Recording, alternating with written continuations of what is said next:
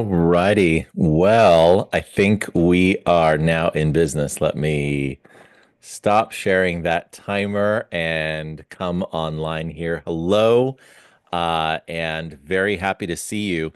Before we go any further, I do want to check in just to make sure if you could just drop into the chat, like, because it's been a few months since I've done a YouTube live.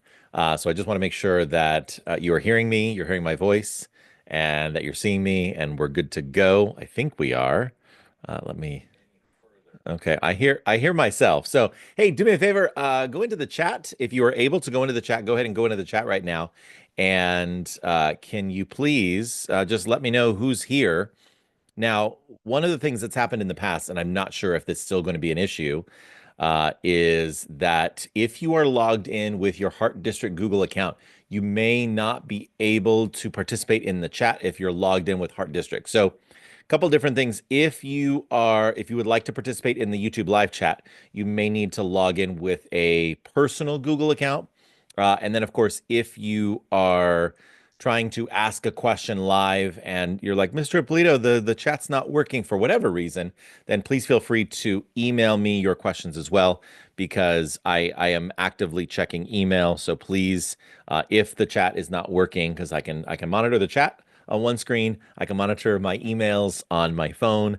So that's how you can communicate with me, is either in the chat, and I'm not sure who 9OBL3 is, but thank you for the thumbs up, as well as Mrs. Ippolito, who says she can hear me, although she is in the next room over.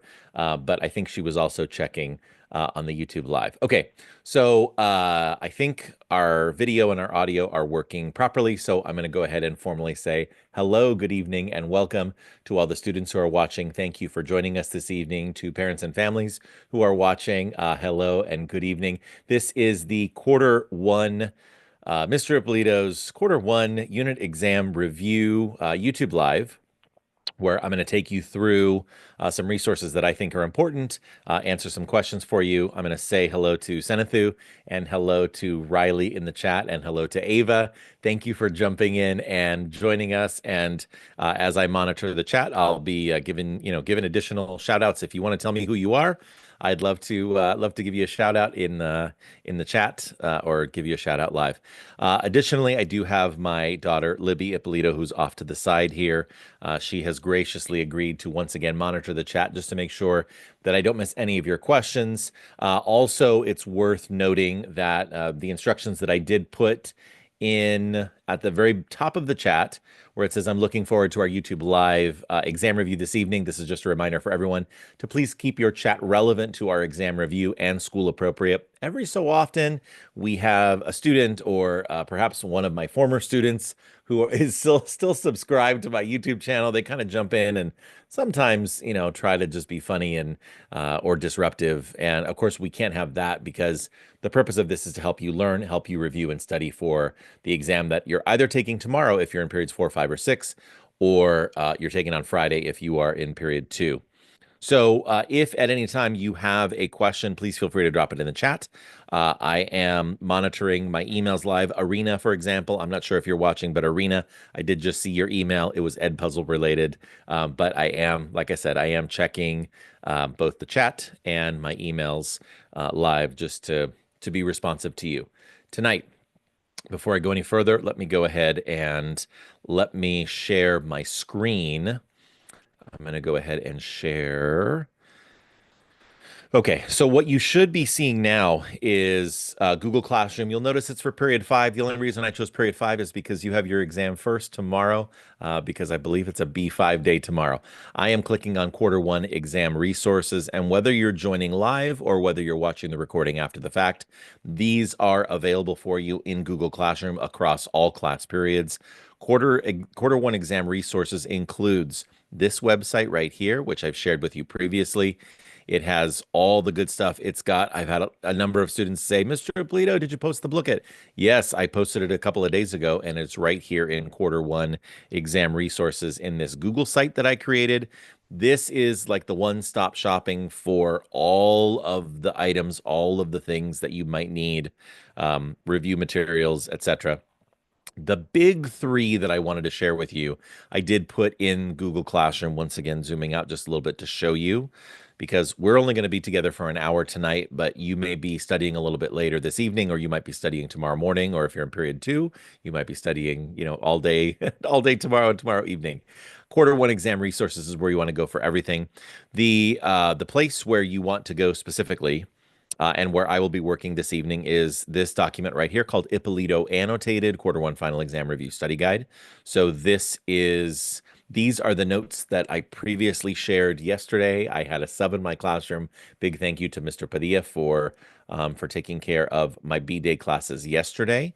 And so these are a lot of the notes that I shared and that you may have been seeing, and I've been adding to this, and I will continue to add to the document this evening to try to help you out. So once again, as we go along, please make sure that you ask questions because that's how we make the most of this YouTube live exam review. Libby, do we have any questions in the chat so far? Okay.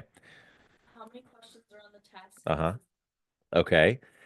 So the first question to Lilith, and this has been a question that many people have asked, and right now I can tell you, again, I'm still not finished writing the test. I do take the test from last year.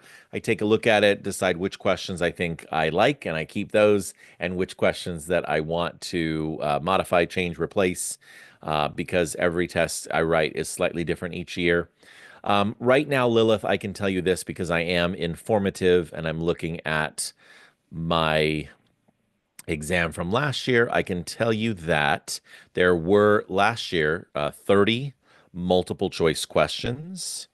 And last year there were one, two, three, four, five, six free response, but I don't want you, free response means short answer. I don't want you to freak out about that number of six free response because a couple of them, like honestly, one of them was just like, how are you doing? Is there anything you'd like to share with Mr. Ippolito? There, the, yeah, my daughter Libby is saying just wait until you get to AP classes in high school and the free response questions get far more challenging. Um, yeah, so really, if we're talking about content questions, right? Like short answer, there are a couple of survey questions as well. But if we're talking about content questions, questions related to what we learned in history, there are three. So three, we're going to call those free response, and then another three, they're like survey questions, basically just kind of asking like, what did you think of the test? How are you doing? Those are going to be low impact questions for you. So currently, as the test stands right now, of course, it is subject to change. 30 multiple choice, three free response, and three just like survey questions, right? So the survey questions, there's no right or wrong answer. I just will give you some points if you just tell me something, basically. So that was a question from Lilith. Libby, do we have another question in the chat?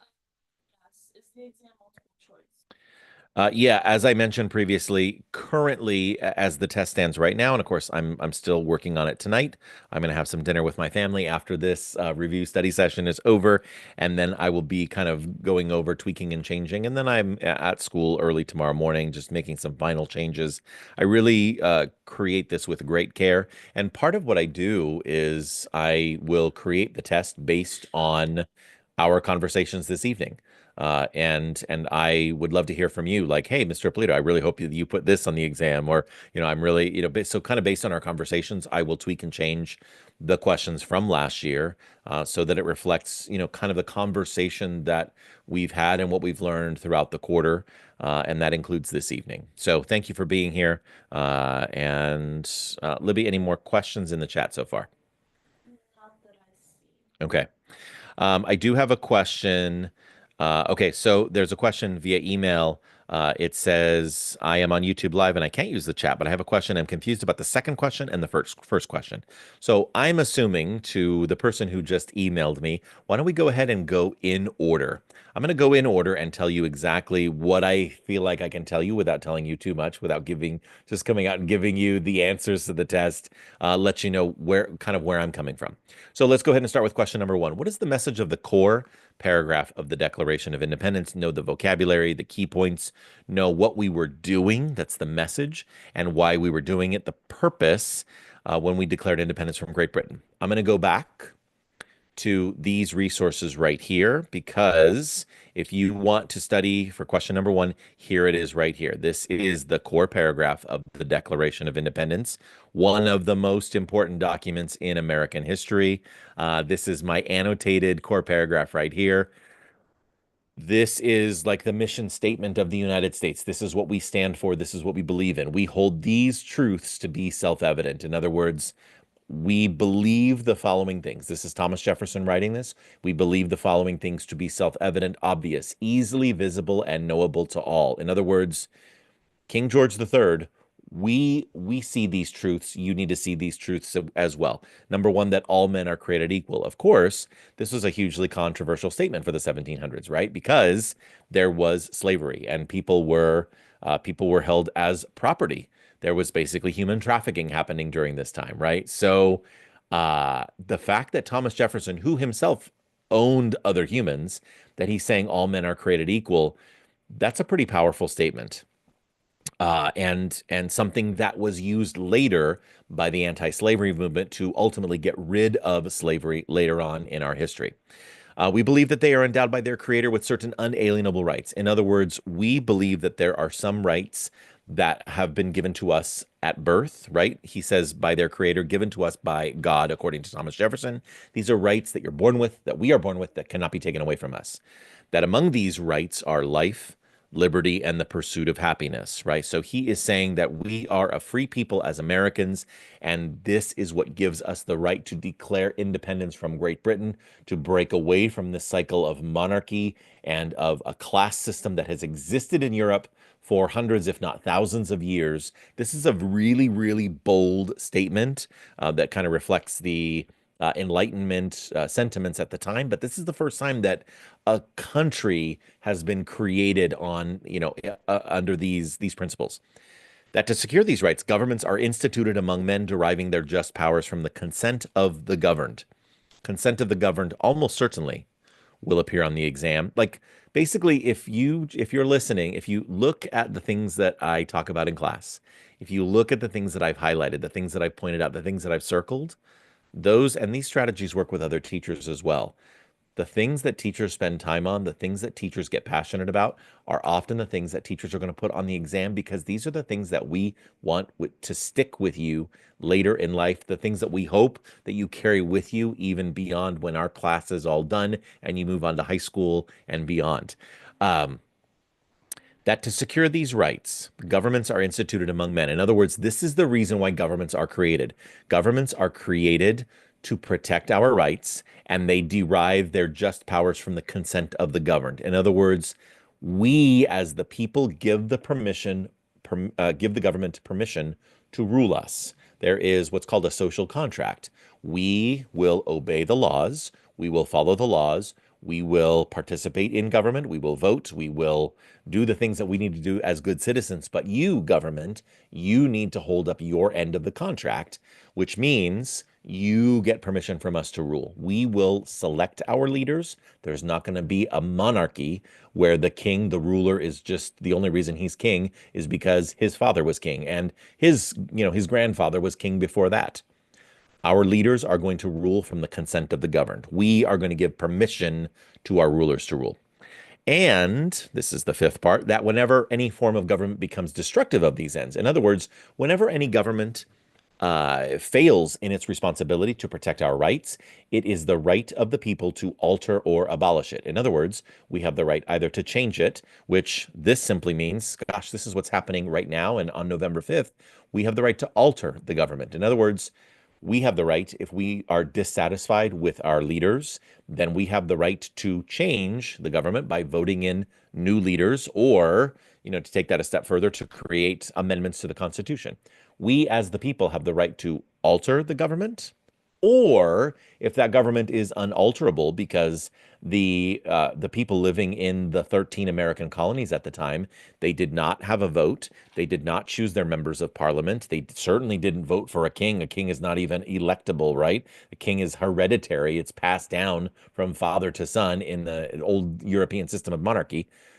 So if we can't alter it, then we have the right to abolish it. In other words, they're saying that when government is not protecting our rights. And if we can't vote to change the government, then we're simply going to vote to abolish it. We're going to kick it out. We're going to get rid of it. And that's what we're doing in this revolution. We are abolishing the British form of monarchy, the parliament that we can't vote for, and we are going to create our own government to institute new government, laying its foundation on such principles and organizing its powers in such form as to them shall seem most likely to affect their safety and happiness.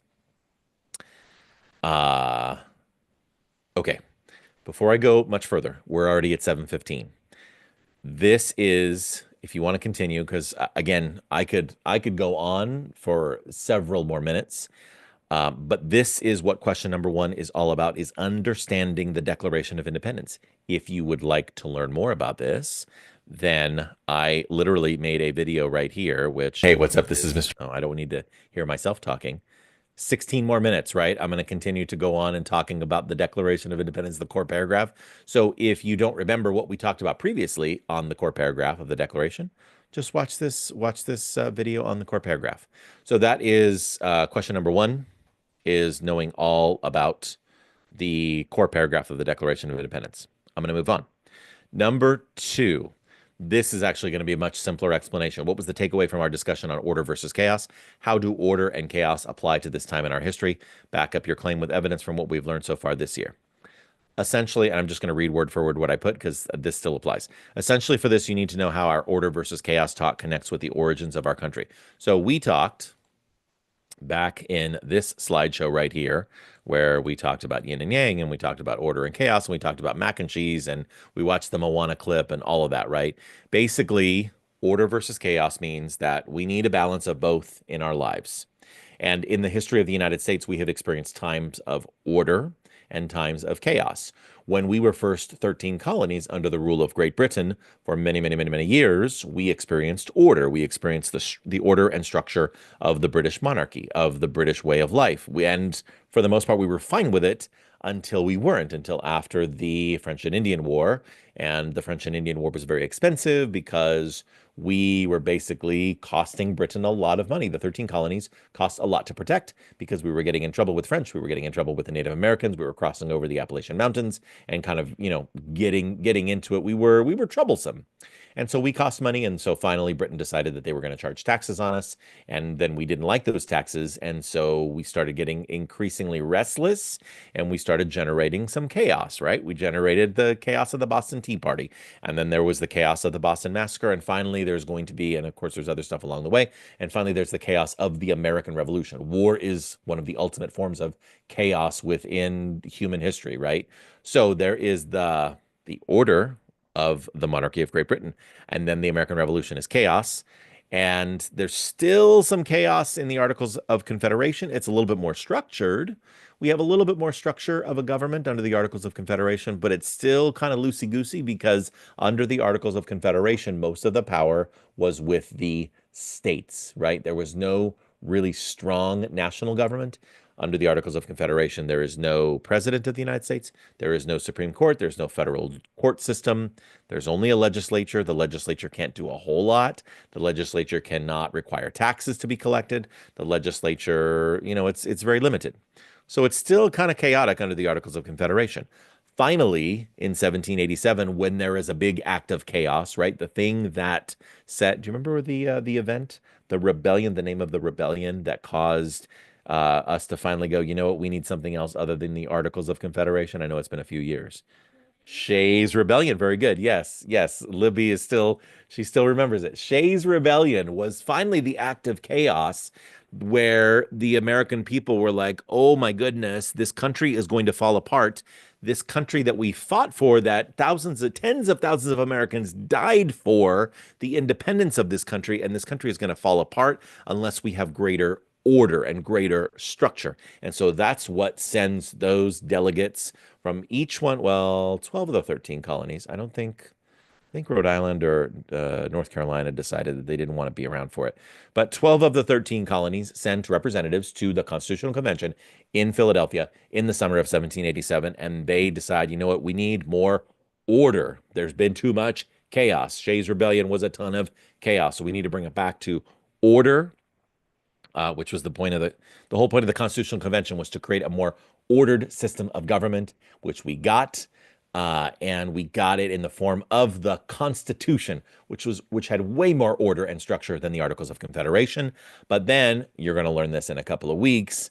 Some Americans were like, the Constitution is too much order. We're not giving people enough freedoms. We're not giving people enough rights. What if we created a list of some of the rights that we think that we should give, that people should have, that should be protected? And that's where we get the Bill of Rights. So that order, that structure, that tightness of the Constitution gets loosened up a little bit. We protect people's rights in the Bill of Rights in 1791, 4 years after the writing of the Constitution. Okay. I explained one and I explained two. Libby, do we have anything else in the chat? Yes. If you don't mind, could you please explain the vocabulary on the back because it says to also explain the significance. Okay, so Nabil, you're asking about the vocab. So here's what I'm going to do for you. I'm going to go through the vocab quickly because I created an entire video on the vocab, which scroll. Mr. Ippolito explains quarter 1 exam vocabulary. There is an entire video, and that video is 22 minutes, explaining all the vocabulary in great detail. Now, I will tell you that this is from last year. This video is from last year. So I have made a couple of changes to the vocab that I think are worth pointing out. So I'm going to talk about the changes first, and then I will very, very quickly go over. And actually, I think here's what I can do is I'm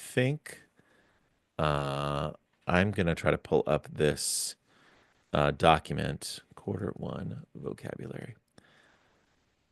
Okay. And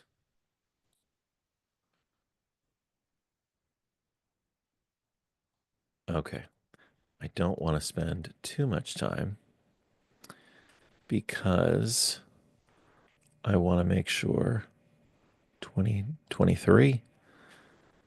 Oh, I found it. Oh, Mr. Ippolito, you're good. Okay. Uh, my daughter is laughing because I'm patting myself on the back. Okay. Let me first bring this over here. This was from last year when I spent a great deal of time annotating the vocabulary. And this is all really good stuff. As a matter of fact, this stuff is so good that I am going to copy this link. And why don't I do this? I'm going to put this link right now. Oh, I should put it where it belongs. Uh, you can check out my annotated vocab here. For those of you watching live, you're seeing me in real time edit this document, and there it is. So this document that is right here, this you can get in the Ippolito annotated. I see more and more people jumping on now. You can check out my annotated vocab here. But really quickly, let me just point out some things that I've changed. Two words that I took out, federalists and anti-federalists. There's no way we're going to talk about it this quarter. We're going to get to those in quarter 2. We're still going to get to those in quarter 2. This is from the old study guide. The new study guide has critical period and propaganda. So critical period, let me just talk about that definition really quickly. This is the time period under the Articles of Confederation. I think we talked about it in class, maybe some classes, maybe not all classes, where I said the critical period is sort of like someone in the hospital who's in critical condition, right? Someone who's in critical condition in the hospital, like we're not sure, are they going to make it or not? This is a very critical, like their life is in critical condition. The critical period was the time period of the Articles of Confederation, particularly like 1785, 1786, 1787, up through Shays' Rebellion, the time when we weren't sure, like, is this country even going to make it? So that is why we call this time period the critical period. That's why I put that vocab term there. Propaganda, really, you just need to know the 7 types of propaganda because what I'm going to do on the test, this is why you watch the YouTube video. What I'm going to do in the test is I'm going to show you images that represent one of the propaganda techniques, and you need to know what the propaganda technique is and why it's that propaganda technique, right? So those seven bandwagon, card stacking, glittering generalities, name calling, plain folks, testimonial transfer, those 7 types. If I show you an image, if I show you a propaganda poster from World War II, then you need to be able to identify what is it and why. If I show you an ad that features Taylor Swift, obviously that's going to be testimonial, right? She is a celebrity, and so you're using that celebrity status. So that's going to be the propaganda portion of the test. So those two are new from this here. The other thing that I changed, I swapped out Alexander Hamilton because there's really nothing. And instead, I put in its place the Rising Sun Chair. And we didn't even get to the Rising Sun Chair story because I just have too many great stories to tell. I'll tell it next quarter so I can tell it properly. Also, I should point out Three-Fifths Compromise. We are going to begin studying the role of slavery in the Constitutional Convention right after this quarter one exam so I can give it the proper time that it deserves. And so, Three-Fifths Compromise will not be on the exam. Rising Sun Chair will not be on the exam. Federalism will also not be on the exam. So, Nabil, to answer your question, monarchy ruled by a king or queen. A grievance is a filing of a formal complaint. We talk about this in the context of grievances against the king. That is the part of the Declaration of Independence that happens right after the core paragraph, right? Where Thomas Jefferson is listing all the complaints against the king. You'll notice that I'm going very quickly. If you would like a slowed down version where I explain these a little bit better, it's all right here in this Mr. Ippolito explains quarter one vocab right there.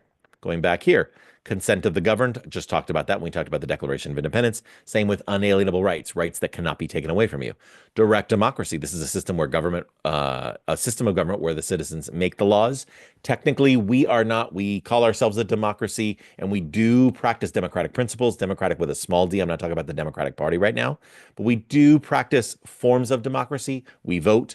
We have people participate in government. We have people, we have freedom of speech. We have freedom of the press. We have ways in which we can engage in our government. But direct democracy is when in the United States we vote directly on laws, and that does not happen for United States laws. That does happen in the state of California. It's called the proposition system. And if you ask your parent, guardian, or caregiver if they are a citizen and a voter, then they will be voting on, just like I'll be voting on propositions on this ballot, because in California, we do have that form of direct democracy where the citizens can vote directly on laws. For the United States, we cannot do that. Instead, we are a republic. We are representative government. We'll be learning more about that when we get into the Constitution, where we vote for people who make the laws. So that's direct democracy. Despotism and tyranny, it's a system of government where the leader is a despot or a tyrant. I put the Tyrannosaurus there because it's like terrible. Tyrannosaurus, I think, means terrible lizard. And so a tyrant is a terrible leader, right? Someone who, a leader, a despot, or a tyrant is someone who rules with fear, is someone who just like makes all the rules and doesn't listen to anybody else. In the Declaration of Independence, Thomas Jefferson was accusing King George III of being a tyrant. Articles of Confederation, you should know about that. You should review your Articles of Confederation gallery walk.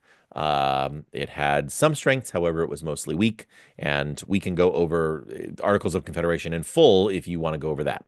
Shays' Rebellion, this was the event that convinced American leaders that the Articles were weak. The Articles were ineffective. They were unable to stop Shays' Rebellion. Plus, the United States government was unable to control the causes, the problems that led to Shays' Rebellion. The whole reason we had Shays' Rebellion was because farmers were falling behind on their farm payments, their mortgages.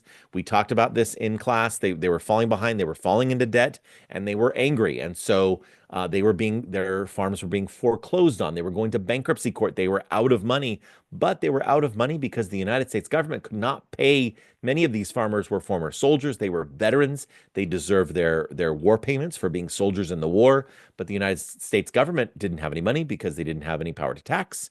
And so all of those problems of the Articles of Confederation were what led to Shays' Rebellion. Constitutional Convention, that was the gathering in Philadelphia that started out as, hey, we'll just fix the Articles of Confederation. And of course, it ended up by making a whole new document. We talked all about that when we went over the Charlie Brown, This is America, Charlie Brown, the creation of the Constitution. Chief Executive, that's just another way of saying President of the United States. These changed, and just to be clear, those are now critical period and propaganda, which I've already talked about. Ratification is when you formally approve a document. The Constitution was ratified formally on June 21st, 1788, because that's when New Hampshire became the ninth state to ratify. I think in one of my classes, I could not think of what was the ninth state. It was New Hampshire. So ratification, the definition is just the formal approval of a document. That's ratification in context. Because again, I'm asking not only know the definitions, but you should know why they are important in the historical context. Checks and balances. This is the system that prevents one branch from becoming too powerful. We're going to learn way more about checks and balances when we study the Constitution in quarter 2. But one example, Congress can check the power of an abusive president with impeachment. We've had a couple of impeachments, 4 in total over the course of American history. Of course, no president has ever been removed from office with impeachment, but the House of Representatives has impeached 4 different times. We'll learn more about that when we talk about the Constitution. Separation of powers is basically just stay in your lane. It's when we tell legislative, you know what, let me just be honest. I want you to know more about this when we study the Constitution. I am officially saying separation of powers.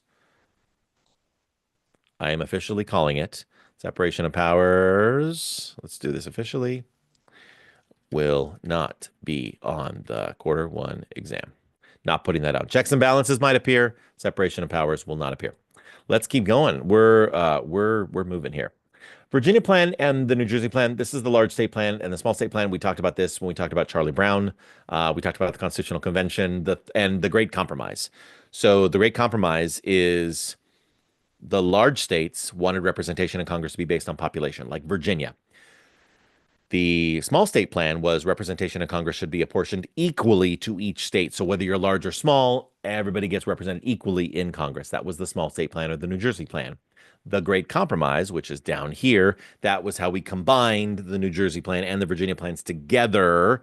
And again, nobody gets everything that they want because the larger states, of course, only wanted representation to be based on population, and the small states only wanted representation to be equal for each state. But the compromise was, let's do a little bit of both. In the Senate, we will do what New Jersey wants. We will have equal representation for each state. For example, we talked about this in class previously. Wyoming has only 575,000 people in it total. California has 40 million people in it total. So we have, do the math. It's, we have like 32, 33 times the population of Wyoming. But Wyoming has 2 senators and California has 2 senators. So in the Senate, it is representation equally for each state. But in the House of Representatives, we get basically the Virginia plan. Wyoming only gets 1 representative in the House of Representatives. California, as the most populous state, we get 52 representatives in the House of Representatives. So the Great Compromise was the compromise between the small state plan and the large state plan. Supreme law of the land. This is from the civics exam. Also, it's the Constitution. That is the supreme law of the land. That's all I need to say about that. Tariffs are taxes placed on goods that come in from other countries. We talked extensively about tariffs in a previous class, so I don't need to talk about them again. We talked about them when we talked about the Articles of Confederation Gallery Walk. Northwest Territory. This is important because it is one of the only areas of success under the Articles of Confederation. It set up the statehood of 5 different states. That was Wisconsin, Michigan, Illinois, Indiana, and Gen Alpha's favorite state, Ohio. I still don't understand the Ohio. I don't understand that. But my 17-year-old daughter laughed at that. So thank you. So that was one success. And let me just explain briefly. And of course, I explained it here in this video as well, but I'm going to slow down for a moment since you asked, Nabil. What was important under the Articles of Confederation? One of the things they got right was they decided that new lands that would eventually become states are not going to become colonies of the original 13. They did something smart and they decided that new states are going to be equal to the original 13. So Illinois, Wisconsin, Michigan, Indiana, they're all going to come in equally with the same powers and the same rights and everything as the original Massachusetts, North Carolina, Georgia, Rhode Island, etc. So I think that was an important thing that they did right when dealing with the Northwest Territory. The other really big thing that they did right was the first time in United States history, the United States government bans slavery in a place, right? It's going to eventually take us another 80 plus years to ultimately ban slavery across the United States. But this is a start, right? We have to start somewhere. And slavery was permanently and forever banned. Permanently and forever is the same thing. It was permanently forever banned in the Northwest Territory. Thomas Jefferson, author of the Declaration of Independence. Last year, if you are watching this video here, I talk about a Socratic seminar. We are not doing a Socratic seminar on Thomas Jefferson this year because we're doing a Socratic seminar on the election. So that's on the Electoral College specifically, if you want a little preview of that. So that's Thomas Jefferson. All you need to know is that he's the author of the Declaration of Independence. Legislative, executive, and judicial branches. The legislative branch makes the laws. Again, under the Articles of Confederation, there was only one branch, and it was the legislative branch. It was Congress. That's all that they had under the Articles of Confederation was Congress, the legislative branch. In the Constitution, we're going to add an executive branch and a judicial branch. The states already had these. The states, when we had the Articles of Confederation, the states already had uh, a legislature, a governor, right? That's the executive of a state, and a court system. So the states already had it going on. They already had three branches of government, but the United States government only had a single branch under the Articles of Confederation. We fixed that in the Constitution to have three co-equal branches. The powers are separated and enumerated, and we'll learn way more about that in the Constitution. So all you need to know for this test is that the legislative branch makes the laws, the executive branch carries out the laws, right? They make the laws happen. They make the laws come to life, and the judicial branch, they settle disputes. They interpret the laws. That's the court system. Okay, moving on. George Washington, the father of our country, also the presiding officer at the Constitutional Convention. I mentioned in my previous video that this is, I know it's kind of a weird and creepy version of George Washington, cartoon version, but it is what it is. Three-fifths compromise, it is very important, but in this year, we are, where did I put that over here? I make it very clear we will be studying the role of slavery in right after this exam, so you do not need to know it for this exam. Great compromise. Already talked about that, how we combine the New Jersey and Virginia plans. And finally, James Madison is the father of the Constitution. He wrote the document, therefore he gets the title. And Nabil, just for you, that was all of the vocab terms that you need to know. If you want to hear that slowed down, or if you want to, get it in a little bit more detail, it's right here. Mr. Ippolito explains quarter one vocab. Libby, oh my goodness, that was a lot of talking. But I like to talk. What's next? Riley asked, can you also give us an idea of what the most important words slash details to remember? But I feel like you kind of Oh my goodness. Yeah, yes, I feel like I have gone over. Riley, that's a great question. What are the most important words? All of them, except, just to be clear one more time, separation of powers. I'm not putting it on this exam. Uh, Rising sun share, not putting it on this exam. And three-fifths compromise, I am not putting it on this exam. Oh, and federalism, also not putting it on this exam. So everything else you could potentially have on this exam. So Riley, hopefully that helps. Yes. Oh my goodness. Okay, so we are. How am I? This is hilarious. The Chipotle code. Where am I supposed to get the Chipotle code from? Oh, they texted it to me. Oh, the Chipotle code is 618886. Once again, for all those watching, the Chipotle code is 618886. Now you know what we're having for dinner. It's Chipotle. Okay. Livy, what's next in the chat? by CyberCube. Could you explain monarchy? Yes, I think I did in the vocab, but just to be clear, monarchy is ruled by a king or queen. Monarchy was what we were rejecting in the American Revolution. We did not want a king or a queen. We did not want to be ruled by a single despot or tyrant. We believe that government should be of the people. And in the Declaration of Independence, there we go. We believe that to secure these rights, governments are instituted among men. We create the government. It's not some power that one person gets from heredity or from your dad or from your grandpa or from God. Governments are created among men, deriving their just powers from the consent of the government. Of the governed, we give the government permission to rule. So we were rejecting monarchy in the American Revolution. So hopefully that helps. Cybercube Z. You're asking Okay. of I thought you I did, yes. So I did previously talk earlier. If you're just joining us a little bit later, you can go back and watch it over again. I did already talk about the core paragraph of the Declaration of Independence. Um, I Well, here's how far I got. I got to here. I'll just go ahead and keep going because there's only a little bit more, and I love talking about this because I think it's really important, and this will definitely, I'm telling you, it will definitely 100% be a short answer question or a free response question on the exam. So it's good that we're going over it. If you want to get an even more thorough explanation, I also have a video where I talk about the core paragraph of the Declaration right here for 16 minutes, but we'll go ahead and go over.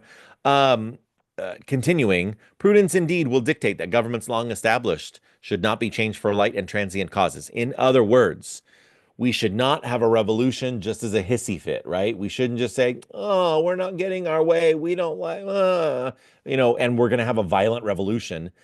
So Jefferson is saying we are not changing government for light and transient causes. Accordingly, all experience has shown that mankind are most more disposed to suffer while evils are sufferable. In other words, the history of mankind is the history of humans putting up with a lot of garbage, right? Putting up with garbage leaders and putting up with like that's the history of mankind is people being oppressed and people suffering, and we just sort of put up with it rather than to right themselves by abolishing the forms to which they are accustomed. But when a long train of abuses and usurpations is just a fancy way of saying taking advantage of power, pursuing invariably the same object, when King George III keeps doing this to us over and over and over and over again. We keep getting abused, we keep getting treated poorly, and it evinces, it brings about a design to reduce them under absolute despotism, which we talked about in the vocab, despotism and tyranny. It's a system of government where the leader's a jerk, where the leader is an autocrat, a tyrant, a cruel leader who just kind of does their own thing, not chosen by the people. When this happens, it is their right, it is their duty to throw off such government and to provide new guards for their future security. Now, since we're on this topic and on this paragraph, I will go to the study guide where we talk about the national treasure, going back to this part right here. Also know how a scene from the movie National Treasure connects to the most important part of the Declaration. This is what I'm telling you. I'm giving you, here's a free answer from the test right here. This phrase is the one that Nicolas Cage's character, Benjamin Franklin Gates, quotes from the Declaration, and he's basically saying those who have the ability to take action have the responsibility to take action. It is their right, it is their duty to throw off such government and to provide new guards for their future security, right? It's the Spider-Man with great power comes great responsibility. If there's something that you see going wrong, if you see some kid being treated poorly and you can step in and do something about it, then do something about it. If you see that there's trash on the ground at school, look at how we're connecting the Declaration of Independence to real life at Rio Norte. If you see that there's trash on the ground, then pick it up and throw it away. Or better yet, if it was left there by one of your friends, then tell your friends, hey, you know what? You should pick that up. Do the right thing. Keep our campus clean. We all have to share this space, right? Those who have the ability to take action have the responsibility to take action. We're not asking you as an eighth grader to, have a revolution against a king. We're just asking you to like take care of your campus. But this is Thomas Jefferson is saying we're having this revolution. We are having this violent overthrow, right? This violent American Revolution. Tens of thousands of Americans died because they had the ability to do it. They had the ability to overthrow this government and to provide new guards for their future and to create a new government. And so that's what they're doing. They have with great power comes great responsibility. That's I will stop there. Because I like Spider-Man and I also like the movie National Treasure. Such has been the patient sufferance of these colonies. We have waited patiently for things to get better. Things have not gotten better. And such is now the necessity which constrains them to alter their former systems of government. We have been so patient. We have been waiting so patiently for the king to get better, for parliament to get better, for us to be treated better, and it hasn't happened. And so, therefore, we are out of here. We are overthrowing the British government, the British monarchy, and we're creating our own new government. The history of the present king of Great Britain is a history of repeated injuries and usurpations. Usurpations is just a fancy way of saying he's abusing his power, all having in direct object the establishment of an absolute tyranny. Again, referring to him as where is it? as a tyrant. There it is right here. He is a tyrant. He is a jerk. He is a big angry dinosaur. We don't like him. Uh, over these states to prove this, let facts be submitted to a candid world. So all of this is claim, claim, claim, claim, claim, claim, claim, claim. And now, after this, then the declaration continues with grievances against King George III. It is a list of the evidence of why this king is a big dumb jerk, why he is a despot, why he is a tyrant. That is the entire core paragraph. There we go. Libby, what's next in the chat? Oh, hold on, really quickly before we do the chat. Um, I have I have an email. This is an email from Arnav. I am enjoying your study guide on YouTube. Thank you. But the chat isn't showing up to me, and I have a question. For the propaganda, will we have to mention more than one technique if there are multiple, or can we just name only one? That's a great question, Arnav. Thank you. For the propaganda, I haven't even written these propaganda questions yet, but for the propaganda questions, I believe right now, what my plan is, again, my plan may change because I haven't written these questions yet, but I think my plan is they're either going to be multiple choice questions or you're going to tell me, like, for example, let's do an example right here so that we can, I want you to, know what you're getting yourself into. Um, okay, Taylor Swift. Let's use this as an example. So either it's going to be multiple choice. Tell me the propaganda technique that this is the most, right? And of course, the answer is testimonial because she's a celebrity and she's using her status as a celebrity to sell Diet Coke. Or I might ask the question. This is what I'm more inclined to do, but I haven't made a 100% decision yet. And if you want to tell me and then give me some feedback in the chat, because propaganda, I did not put this in the test last year. I am creating all brand new questions. I think the way I will do this is, let me show a, okay. This is a great example. I'm going to say, which is this, looking at this propaganda poster, which propaganda technique is the most prominent, is the biggest? Which one stands out the most and why? And you just tell me, oh, it's name calling because it's making communism look bad and horrible and the American flag is on fire, right? Like that is the most prominent, the thing that stands out the most as the biggest propaganda technique here. What's the most prominent propaganda technique here and why? Well, I think it's bandwagon because we see this is a war poster from World War I, and we see all of these people behind the soldier, supporting the soldier. So let's all fight bandwagon. And you see all these people. So the bandwagon is the most prominent feature here. So I think that is how I'm going to handle the propaganda, just so you kind of know what to expect. I think that's probably how I'm going to handle the propaganda questions. And I'm guessing probably five posters. Five posters. I think five posters sounds good. I'll give you five posters. You just need to tell me which technique stands out the most and why. And I'll give you, pardon me, I'll give you the list. I'll give you the list of, so that so that you can see, I'll give you the list of all seven. I'll just put that right on the test. Which is it? Which of these seven is it? And then explain why. I think that's fair. Um, Let me know in the chat if that seems reasonable, because I'm creating brand new questions that I've never put on the quarter one final exam before. Libby, I think I answered Arnav's question. I'm hoping I did. And I think I answered Adriana's question. So what question do we have in the chat now? Okay. Okay. Well, thank you, by the way, CyberCube Z. Yes, the answer was bandwagon. Very good. All right, I'm going to just go through. I think we successfully talked about question number one. We successfully talked about question number two. Question number three, looking back, we can see that the Articles of Confederation were doomed to fail. But why did they seem like a good idea at the time? Why did they ultimately fail? And then how did the Constitution fix these problems? This we really haven't talked about the Constitution yet. So really, this is all just basically reviewing the Articles of Confederation gallery walk. Plus, the question really asks, why did they really think all this freedom the Articles of Confederation gave was a good idea? They were all on board with it at first until it broke down. Why did it seem like a good idea when they intentionally created such a loose national government under the Articles of Confederation? The Articles gallery walk, let me go here. And oh, I don't think I put the gallery walk in here. Oh, I'll throw the gallery walk in there. Gallery walk. I'll add that there. You should have your gallery walk notes. Essentially, what I'm asking, let me go ahead and put gallery walk in here.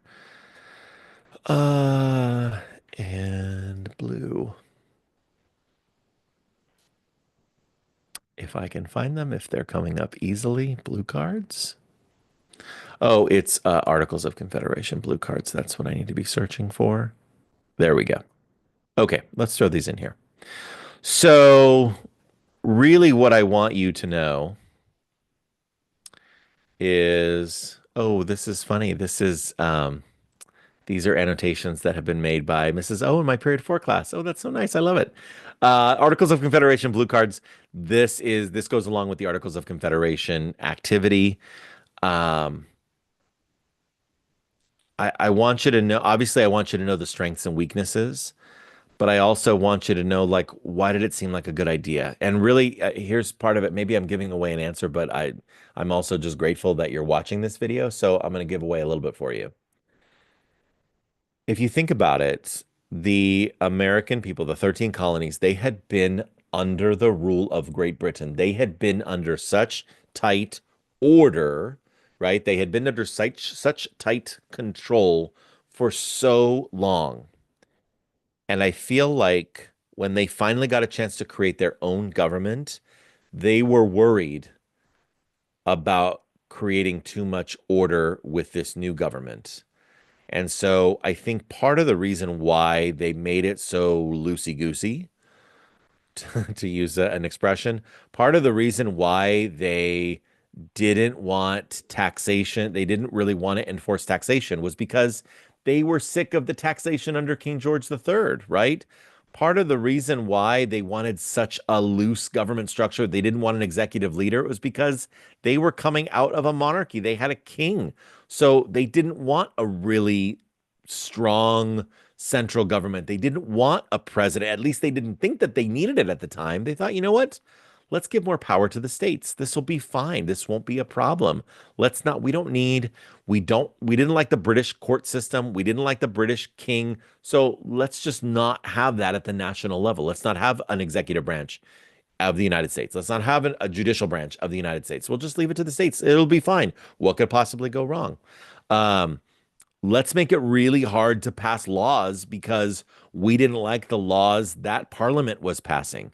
Let's make it pretty much impossible to change the Articles of Confederation because we we really want, at the end of the day, I think they wanted to keep more power for themselves and more specifically more power to the states, right? And so that was why it was so they weren't as much about the people, the American people. They weren't so much about creating an American identity or an American government. The Articles of Confederation was really more about just sort of this league of friendship. It really is a confederation. It was sort of this agreement between these 13 states that will cooperate a little bit. But what they realize is if they want a nation, and that was really the question they needed to answer was, do we want a nation? Do we want a country? Do we want a country that's going to last? And ultimately they realized by the summer of 1787, when they came together for the Constitutional Convention, they realized that if we don't create a stronger central government, that this nation will not last. And that's why the Constitution was created. So I think I really gave you the answer to number three. So thank you for watching. You just got the answer to number three. Seven types of propaganda. We already talked about that. What were the highlights from the Constitutional Convention? Know the story of what happened in Philadelphia in the summer of 1787. This is like, did you watch the Charlie Brown video? That's really the question that I'm asking here is, and let me go ahead and pull up. Let's go here because the Charlie Brown notes are here. These are the questions here. And let's see. Do I have? Aha. Okay. Let's go ahead and move these over because this might be more helpful to you. Since we've got time, we've got 6 minutes until we're at 8 o'clock. These were my notes from when we went over This is America, Charlie Brown, Birth of the Constitution. Number one, first of all, they wanted to keep it a secret, right? They wanted to keep the Constitutional Convention secret because they were basically lying to the American people when they went to Philadelphia. They said, "Oh, we're just going to fix the Articles of Confederation. We're going to do a few tweaks and changes, not a big deal." They ended up creating a brand new document, the Constitution. So that was why they kept it so secret, why it was so controversial. Um, I like you thinking about this. That's not going to be on the test necessarily. Chief executive, that's one of your vocab terms. It's the president. Number four in this scene. Oh, the Great Compromise. We've already talked about the Great Compromise. There were three parts to the Great Compromise. It's not on here, but I remember them clearly from the video. The first is representation will be based on population in the lower house. You remember this, right? George Washington's voice saying this. Basically, the first part of the Great Compromise was that uh, part of Congress is going to be based on population. That today is the House of Representatives. He called it the lower house in the video. It's the House of Representatives. So number one is representation will be based on population in the House of Representatives. Number two, all money bills will originate in that house. In other words, all anytime Congress is going to spend our money, we are the taxpayers. It is our money that they are spending. Every time they're going to spend it, it has to start with the House of Representatives because if we're not happy with the job that the House of Representatives does, then they are the quickest to vote out. Our member of the House of Representatives, the one who's currently representing us in Santa Clarita in the 27th District of California, his name is Mike Garcia. He lives right here in Valencia. If we don't like the job that he's doing and the way that he is spending our money or allocating our money, it's actually the executive branch that spends the money, but it is Congress that allocates that money, right? That allows the money to be spent. Then we can vote him out in this election. And if we like the job that he's doing, then we keep him, we vote him back in. So, number one, all representation will be based on population in the House of Representatives. Number two, all money bills will begin in the House of Representatives. And then number three, representation will be equal for all states in the upper house, which of course is the Senate. So that's the three parts of the Great Compromise. So there you go on that. And I think I also included that. I have a lot of tabs going right now. That I also included here in the Great Compromise. It's the way that we combined the New Jersey plan and the Virginia plan, which are also known as the large state plan and the small state plan. Okay, let's close this. Charlie Brown, here we go. After 4 months, yes? You do have a question. Oh, I'm going to finish Charlie Brown really quickly and then I'll get to that question. Thank you. After 4 months, the Constitution was finally completed and signed. However, their work was only partly done. According to the video, what still needed to happen after the work of the Constitution and Convention was completed? It needed to be ratified, meaning approved by at least nine of the 13 states. And then finally, number six, George Washington had an important role at the Constitutional Convention. What role did he play? Why do you think he was chosen for this work? He was chosen to be the president of the Constitutional Convention. He was the leader. He was the guy in charge of the meeting. And I believe that he was chosen because he was admired, he was respected, and he was also wealthy, right? I think their reasoning was, hey, this dude's got some money, so clearly he must have his act together. And also, and I didn't write it here, but the winning general in the Revolutionary War, that was kind of a big deal as well. So George Washington was a big deal. He was a very strong leader, and we're going to talk about more reasons why he was a strong leader when we learn about the Constitution and his presidency in quarter two. Libby, you have a question. Could you explain what grievance and direct democracy mean? I already explained grievance, and for those of you, hi, thank you for asking the question. And let me go back here. I have now talked about this twice in two separate videos. Earlier today, I talked about grievance and direct democracy, so I'm not going to talk about it again. But you can either watch, you can just go back when this video is done. You can go back and watch when I talk about grievance and direct democracy, or you can get a more thorough discussion of all of the vocab right here in my Mr. Ippolito Explains Quarter One Exam vocab YouTube video. The only things that have changed are these items here: critical period, propaganda, and then if you've already been paying attention, or if you're just looking at this document, right? This document, this is my annotated, let me go here, my annotated notes, here it is right here, annotated study guide. That has all of these notes that I have been going over, as well as it is also in quarter one exam resources, which is right here in pin posts. So this is the place to go. This really is, because we're going to be wrapping up in just a couple minutes here. This is really the place to go for everything you need to know beyond this YouTube live tonight. Libby, next question. I don't see any. Okay. So Analia, yeah, hopefully I didn't mean to just kind of brush you off, but I've already talked about that previously twice. Plus it's in the notes, so you should be good to go. And then on question one, is it basically asking for you to write what you think the core paragraph is saying?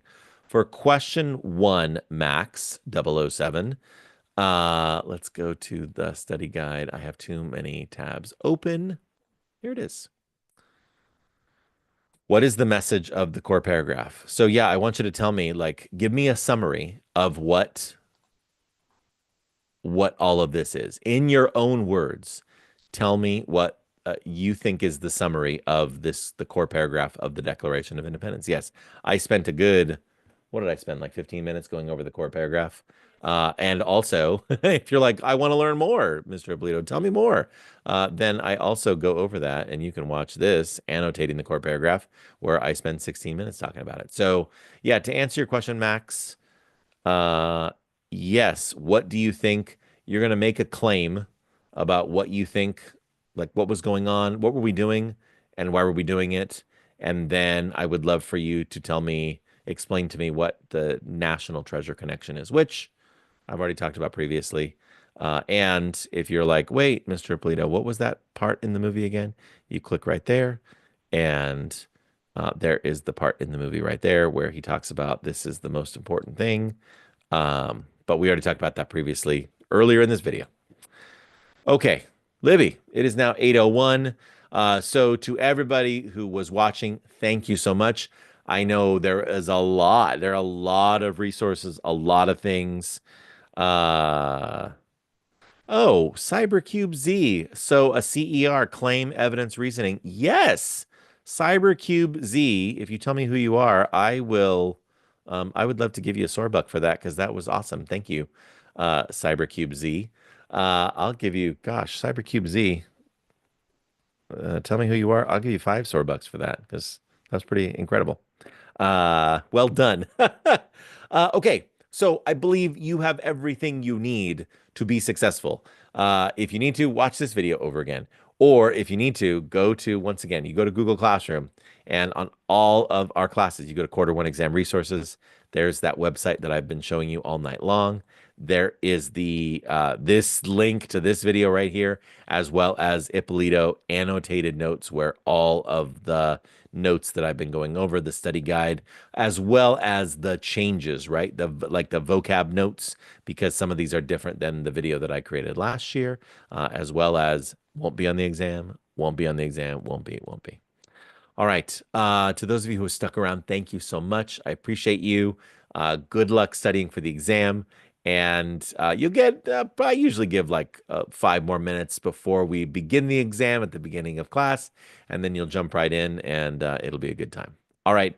Oh, the final thing I should mention, if you've made it all the way to the end here, if you have completed your study guide as a reward for doing your own work, you're not just copying Mr. Oblito, but for doing your own work on the study guide, doing all of this and filling out all the vocab, if it looks like it is your own work, handwritten, your own work, then I would love to give you credit for the study guide. You can turn that in on the day of the test. I would love to give you, if it's completed, I would love to give you a 10 out of 10 points for that. If you did not complete the study guide, then you will not be punished or penalized for not doing the study guide. So, you'll just, whatever you get on the exam is the score you'll get on the exam.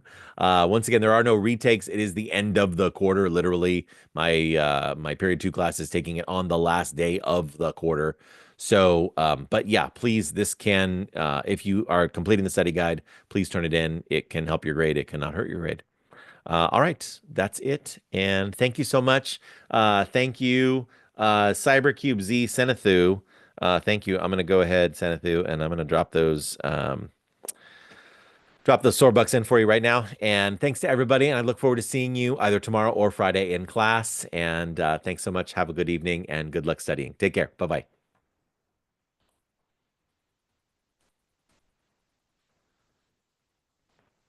Whew.